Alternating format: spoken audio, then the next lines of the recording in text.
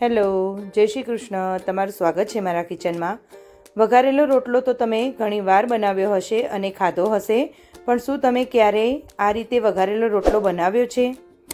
આજે આપણે બનાવવા જઈ રહ્યા છીએ કાઠિયાવાડી સ્વાદથી ભરપૂર એવો વઘારેલો રોટલો, પણ તદ્દન નવી અને સિક્રેટ રીત સાથે. આ રીતે જો એકવાર રોટલો બનાવશો ને તો ઘરના બધા આંગળા ચાટતા રહી જશે. તો પહેલાં આપણે એક પેન લઈ લઈશું અને તેમાં આપણે એડ કરીશું બટર. હવે બટરને આપણે સરસ એવું ગરમ થવા દેવાનું છે. તો અત્યારે મેં 1 ક્યુબ બટર લીધેલું છે. તમે સાથે તેલ પણ લઈ શકો છો જો તમારે લેવું હોય તો. તો બટર થોડું એવું ગરમ થાય પછી તેમાં આપણે એડ કરીશું જીરું.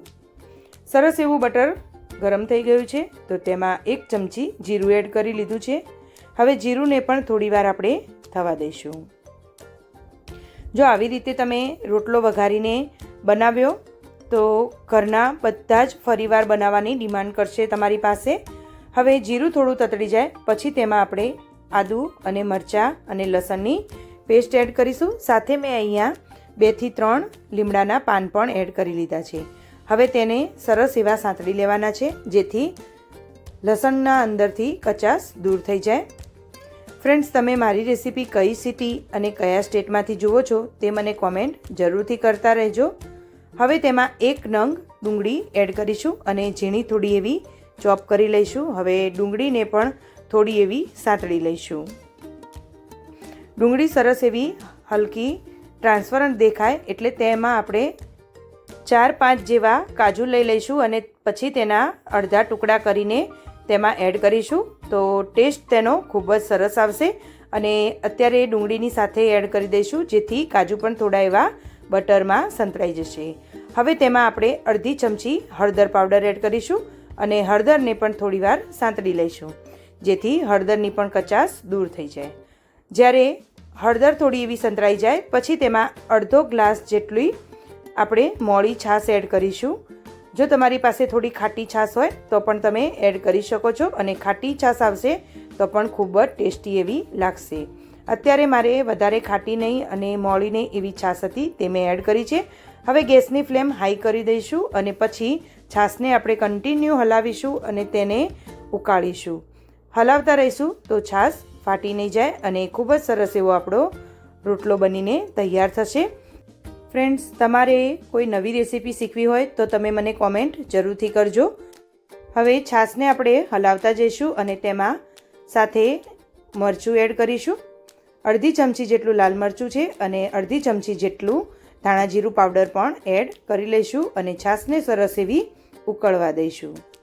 તો છાશને આપણે કન્ટિન્યુ હલાવતા જ રહેવાનું છે અને સરસ એવી ઉકાળવાની છે.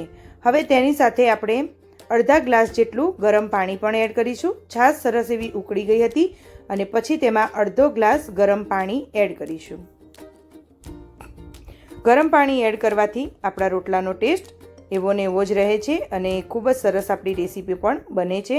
તો જ્યારે પણ કોઈ રસોઈ બનાવો તેમાં ગરમ પાણી એડ કરો તો તમારી રેસીપી ખૂબ જ સરસ એવી તૈયાર થશે.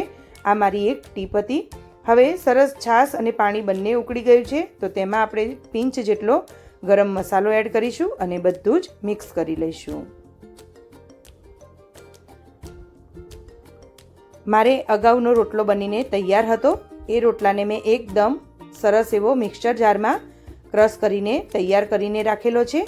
હવે તેમાં આપણે અડધી ચમચી કાશ્મીરી લાલ મરચું એડ કરીશું અને ફરીથી તેને થોડું ઉકળવા દઈશું.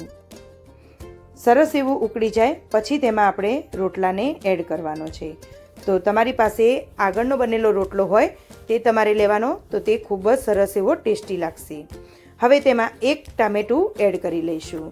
તો ટામેટાનો ટેસ્ટ ખૂબ સરસ આવશે અને અડધી ચમચી જેટલો ગોળ એડ કરીશું. તો ખટ મીઠો આપણો રોટલો બનીને તૈયાર થશે.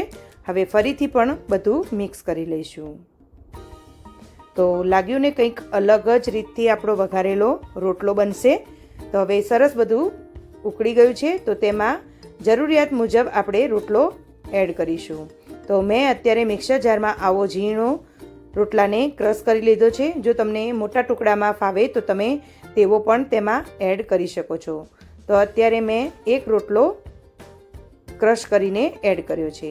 તો સરસ એવું મિક્સ કરી લઈશું અને લાસ્ટમાં આપણે તેમાં મીઠું ચેક કરી અને એડ કરીશું. જેથી રોટલામાં મીઠું હોય છે તો તમારે ટેસ્ટ કરીને તેમાં મીઠું એડ કરવાનું. તો હવે ગેસ આપણે એકદમ ધીમો કરી લઈશું અને ટેસ્ટ કરીને બધું આપણે તેમાં એડ કરીશું. તો અત્યારે ટેસ્ટ કર્યા બાદ થોડું મીઠું ઓછું હતું તો તેમાં મીઠું એડ કરી લીધું છે.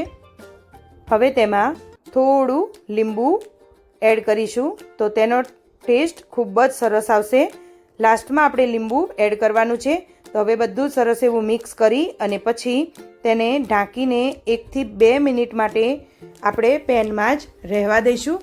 તો આપણો રોટલો ખૂબ જ ટેસ્ટી બનીને તૈયાર થશે. તો હવે ઢાંકીને રાખ્યા બાદ આપણે ખોલીને ચેક કરી લઈશું કે રોટલો ખૂબ સરસ એવો બનીને તૈયાર થઈ ગયો છે. તો હવે મિક્સ કરી લઈશું અને રોટલાને સર્વ કરીશું.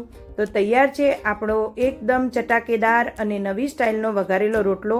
તમે પણ આ નવી રીત ઘરે ચોક્કસ ટ્રાય કરજો અને તમારો રોટલો કેવો બન્યો તે મને કોમેન્ટ સેક્શનમાં જરૂરથી જણાવજો. જો તમને આજની આ રેસીપી ગમી હોય તો વિડીયોને લાઇક કરવાનું અને તમારા ફેમિલી ફ્રેન્ડ સાથે શેર કરવાનું ભૂલતા નહીં. અને હા, જો ચેનલ પર નવા હોય તો આવી અવનવી ટેસ્ટી રેસીપી જોવા માટે જાયકા બાય ચેનલને અત્યારે સબસ્ક્રાઈબ કરી લેજો અને બાજુમાં આપેલી બેલ આઇકનને દબાવી દેજો. ફરી મળીશું એક નવી રેસીપી સાથે. ત્યાં સુધી આવજો. Thank you.